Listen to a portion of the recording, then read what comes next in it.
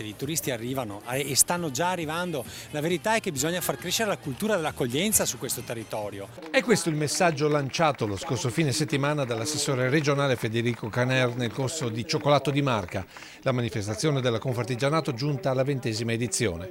Cultura dell'accoglienza significa conoscere il proprio territorio per farsi promotore della sua scoperta da parte dei turisti. Non vuole dire posti letto, vuol dire capire che abbiamo innanzitutto un territorio anche fragile, un territorio che ha delle immensità della cultura, della natura a disposizione, che bisogna preservarla, ma bisogna anche imparare a gestire i flussi turistici, ad accoglierli, non soltanto chi fa alberghi, non soltanto l'artigiano o il commerciante, ma anche il semplice cittadino. Una cultura dell'accoglienza che si declina anche con manifestazioni come questa, dove il gusto si coniuga con un'ambientazione unica nel suo genere. È fondamentale per la città.